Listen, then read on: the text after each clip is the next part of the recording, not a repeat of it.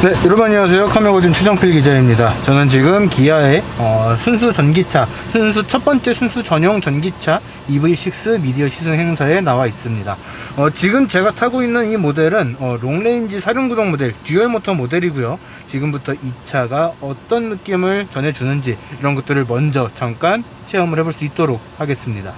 일단 이제 막 시승을 시작을 했기 때문에 눈에 들어오는 것들, 그리고 손에서 느껴지는 이런 촉감적인 것들에 대해서 먼저 말씀을 드릴 수 있도록 이렇게 할게요. 일단은 스티어링 휠의 이 두께감과 재질이 조금 묘하게 느껴집니다. 옆에 하고 위쪽은 상당히 두툼하게 느껴지고요. 아래쪽, 요쪽은 약간 좀 얇게 느껴져요. 크게 차이가 있는 것 같지는 않거든요. 손으로 이렇게 손가락으로 둘레를 재봤을 때 두께 차이가 그렇게 크게 나는 것 같지는 않은데, 요 스티어링 휠 안쪽에 약간 좀 재질이 다르게 들어가 있는 이런 부분들 때문에 더 그렇게 느껴지는 것 아닌가 생각이 됩니다. 상당히 오묘한 그런 그립감을 전달을 해주는 것 아닌가 생각이 돼요. 소재 촉감 같은 경우에는 확실히 좀 재생지료 같다는 느낌? 고급 가죽이나 인조 가죽이나 그런 것들이 아니고 확실히 조금 오묘한 재질, 약간 좀 이렇게 표현을 하면 될까요? 진짜 딱 그런 느낌이라는 건 아닌데, 약간 좀 참고를 하실 수 있게 말씀을 드리면은 갱지를 좀 만지는 듯한 느낌? 약간 그런 느낌이 드는 이 스티어링 휠의 재질감이 좀 독특한 점 아닌가 생각이 됩니다. 상당히 오묘해요. 지금 계기판 같은 경우에는 현대차 그룹에서 사용을 하는 종이라는 이름 자체가 종이거든요. 종이라는 이름의 UI/UX가 적용이 되어 있습니다. 아이오닉 때도 느꼈지만 이게 의외로 보기가 좀 편해요. 막대기가 쭉 왔다 갔다 하면서 조금 더 보기 힘든 것 아닌가? 이렇게 말씀을 하시는 분들, 이렇게 물어보시는 분들이 몇 분 계셨는데, 그런 걱정은 안 하셔도 되지 않을까 생각이 듭니다. 상당히 시인성이 좋은 그런 요 클러스터 디자인 아닌가 생각이 돼요. 아이오닉 5 때하고 마찬가지로 4단계, 제로부터 레벨 3까지 조립되는 이 회생제동 단계하고, 한 단계를 더 가면은 원페달 드라이빙하고 같은 개념인 이 아이페달 드라이브가 적용이 된다는 점 같이 참고를 하시면 좋을 것 같아요. 확실히 좀 고급스럽다거나 그런 느낌하고는 조금 차이가 있습니다. 이게 플라스틱이나 옆에 적용된 이런 우레탄이나 재생 가죽이라고 해야 될까요? 재생 플라스틱이라고 해야 되나요? 이런 것들을 쭉 보고 있으면은 상당히 오묘한 느낌이 들어요. 재생 소재, 친환경 소재들을 이렇게도 쓸 수 있구나 라는 생각이 조금 전달이 되는 것들도 좀 재밌는 점입니다. 이 아이오닉 5하고 이 EV6하고의 차이점, 중요한 차이점 중에 하나는 요 가운데 요 부분이 앞뒤로 움직이느냐 안 움직이느냐가 좀 포함이 되어 있죠. 아이오닉 5 같은 경우에는 조금 더 공간을 다양하게 활용을 할 수 있는 그런 구성을 만들기 위해서 요 가운데 쪽 부분을 앞뒤로 움직일 수 있도록 그렇게 만들었던 반면에, 이 EV6는 그런 기능은 빠졌죠. 그냥 딱 고정이 되어 있는 상태. 하지만 앞쪽에 이렇게 텅텅 비어있는 구조로 만들어놔서 약간 좀 섬이 떠있는 듯한 천공의 섬 이런 거 약간 좀 떠오르기는 하는데, 플로팅 아일랜드 같은 느낌의 이런 구성이 되어 있습니다. 그래서 팔을 올려놓기도 상당히 편하고요. 기어 레버라든가 무선 충전 패드, 컵홀더, 아래쪽에 있는 수납 공간, 이런 것들을 사용을 하기에도 꽤 익숙한 형태의 그런 구성을 갖추고 있다, 이렇게 이야기를 드릴 수 있을 것 같아요. 다만 이 아래쪽은 약간 좀 쓰기가 불편하다라고도 이야기를 할 수가 있는 그런 구성입니다. 뭔가 두고서 자주 꺼내지 않는 것들, 운전석에 꼭 있어야 되지만 자주 사용을 하지 않거나 자주 꺼낼 필요가 없는 것들, 그런 것들을 이 아래쪽에다가 두면은 좋지 않을까 생각이 돼요. 예를 들면은 이런 우산 같은 것들 이렇게 아래쪽에다가 던져두면은 크게 보이지도 않고 필요할 때는 이렇게 꺼내서 쓸 수도 있는 그런 구성이 되지 않을까 생각이 됩니다. 기어 레버라든가 각종 버튼류들, 이런 것들도 상당히 처음에 봤을 때는 조금 좀 긴가민가 했어요. 처음에 이 차를 봤던 곳이 약간 좀 어두운 곳이기도 했고, 근데 그 이후에도 이제 여러 가지 환경에서 여러 가지 기회가 돼서 이 EV6를 쭉 살펴봤고, 또 지금 이 차를 시승을 하면서도 다시 한번 조작을 해보고 하니까 상당히 좀 조작감도 괜찮고 배치도 그렇게 불편하거나 이질적이지 않은 그런 구성을 갖추고 있구나, 이런 생각이 좀 전달이 됩니다. 대체로는 크게 불편해하거나 그럴 일 없이 그냥 무던하게 사용을 할 수가 있지 않을까 싶어요. UI, UX나 이런 부분 같은 경우에는 최근에 많이 볼 수 있었던 그런 현대 기아의 UI, UX가 그대로 적용이 된 모습을 확인할 수가 있는데, 사실 스포티지 시승을 할 때는 요게 조금씩 좀 아이콘이 더 커지고 시인성이 더 좋아졌다라는 생각을 좀 하게 됐었거든요. 그런데 지금 이 EV6 같은 경우에는 또 그런 생각이 좀 안 든다? 이렇게 이야기를 하고 싶습니다. 그렇게까지는 좀 많이 바뀐 것 같다라는 생각이 안 들고, 예전에 많이 봤던 그 디자인이 다시 적용이 된 건가? 라는 생각이 드는 그런 구성인 것도 좀 재밌는 점이에요. 지금 이 시승차에 대한 이 세부 정보를 다시 한번 받았는데, 롱레인지 GT 라인이고요. 사륜구동이 적용된 모델, 아까 말씀드린 것처럼 듀얼 모터가 적용된 모델입니다. 기본형 모델이고요. 하이테크, 선루프, 메리디언 사운드 시스템, 그리고 빌트인 캠까지 적용이 돼서 차량 가액은 6,262만원의 모델이라고 하네요. 일단 가속력이라든지 여러 가지를 좀 느껴보고 싶은데, 일단 서울을 벗어나야지 좀 이야기를 할 수 있지 않을까 싶습니다. 그리고 이 EV6 같은 경우에는 아이오닉 5하고는 다르게 조금 더 스포티한 이런 성향에 좀 포커스가 맞춰져 있죠. 운전에 있어서의 재미, 전기차도 충분히 재밌게 탈 수가 있다, 이런 것들에 더 포커스를 맞춘 그런 구성으로 되어 있기 때문에 주행 감각이나 이런 것들에서도 좀 많이 좀 차이가 느껴지고 있어요. 일단 휠베이스 같은 경우에는 아이오닉 5는 3m죠. 3000mm라고 되어 있는데, 이 EV6 같은 경우에는 2.9m입니다. 2900mm.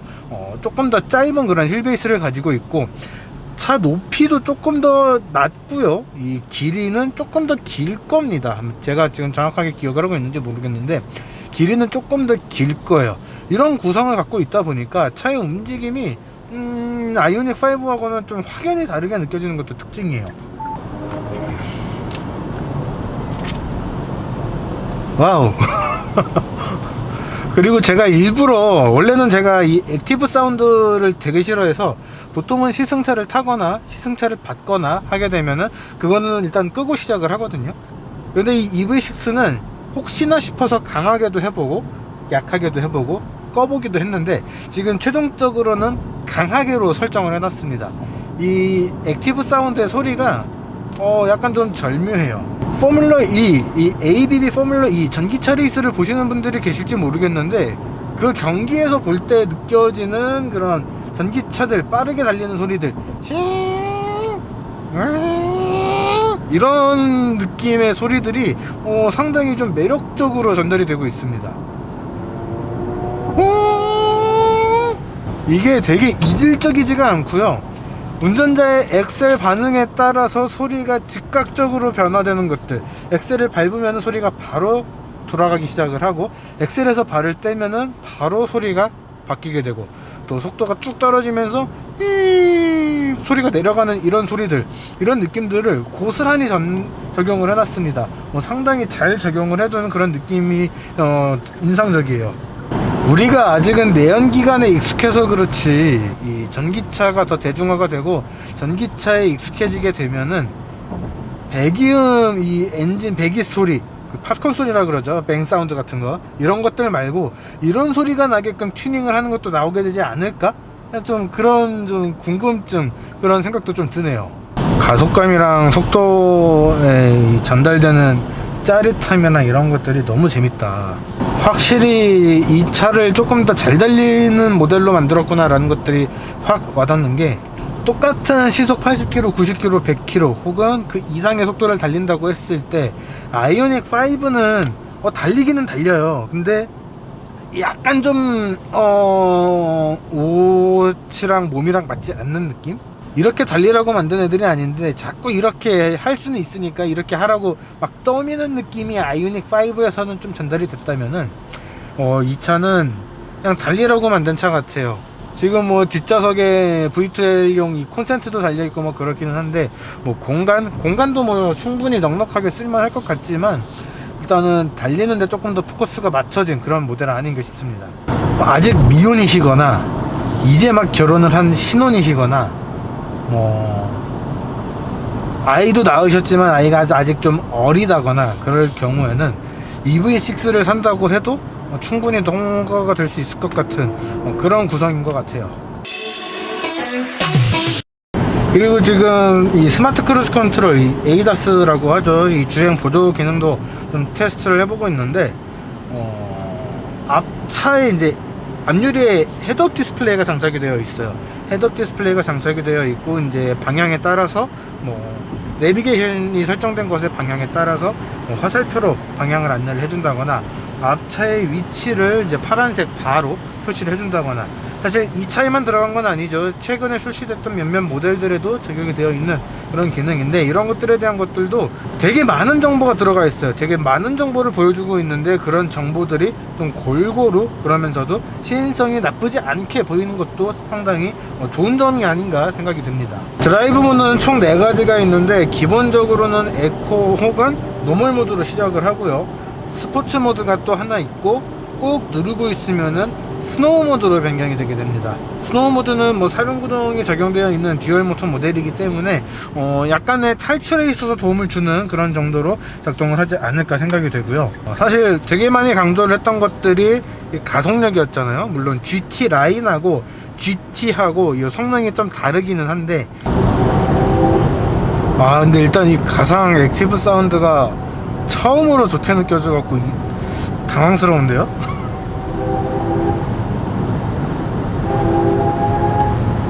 속도가 붙는 거에 있어서 스트레스가 전혀 없어요. 우와, 이게 그래도 전기차들은 특성상 어느 정도 속도가 올라간 다음에는 가속력이 꺾이게 되어 있거든요. 시작과 동시에 굉장히 높은 이 토크, 최대 출력을 발휘를 하면서 상당히 빠르게 가속을 하는 것도 특징이기는 하지만, 반대로 어느 정도 속도가 붙은 다음에는 가속력이 점점 더 둔화되는 그런 모습을 보이는 것도 전기차의 특징이다, 이렇게 얘기를 할 수가 있는데, 그거를 어떻게 극복을 했는지 모르겠지만 상당히 잘 극복한 그런 느낌입니다. 서스펜션의 반응 같은 경우에도 조금 좀 두껍게 들어온다 라고 해야 될까요? 스포티함을 조금 더 강조한 모델이라고 해서 그냥 무겁거나 딱딱하거나 하드하거나 약간 좀 그런 성향으로 맞춘 것이 아니고, 굉장히 많은 충격 흡수 장치들을 설치를 해서 굉장히 다양한 방면으로 분산해서 받아주는 듯한 그런 느낌, 되게 묵직하게 들어왔다가 묵직하게 내보내주는 이런 좀 느낌이 전달이 돼요. 그래서 배터리 관리만 잘 한다 그러면은 굉장히 재밌게 탈 수 있지 않을까 생각이 됩니다. 이 스티어링 휠의 반응도 안정감이 상당히 좋아요. 차선을 지금 좀 급격하게 몇 번 바꿔봤는데 차가 불안하게 흔들린다거나 그런 느낌도 전혀 없고요. 핸들링도 상당히 민첩하게 내가 원하는 방향으로 정확하게 들어가주는 그런 모습들, 스포티함을 최대한 강조를 했구나 라는 점이 다시 한번 느껴집니다. 여러가지 것들을 다 종합을 해서 봐도 스포티함에 있어서 이만큼 재밌게 탈 수 있는 전기차가 몇이나 될까? 당분간은 없지 않을까? 혹은 이 차가 그런 스포티한 전기차의 기준이 될 수 있지 않을까? 약간 좀 그런 생각이 드네요. 자, 이번에 기아 EV6 미디어 시승회에 참가를 해서 이 EV6를 한 150, 160km 정도 타봤습니다. 저희가 보통 시승기를 전달을 해드리는 거는 300km, 평균 300km 이상을 주행을 하고서 소감을 전달을 해드렸었는데, 이 주행한 거리에서 약간 좀 차이가 있죠. 그렇기 때문에 좀 직접 비교가 안 될 수는 있지만, 일단 이 EV6가 어떤 성향으로 개발이 됐는지, 어떤 장점이 있는지, 그리고 어떤 매력이 있는지, 요거를 살만한지 안 한지, 이런 것들을 좀 간단하게 전달해 드릴 수 있는 그런 시간 아니었나 생각이 듭니다.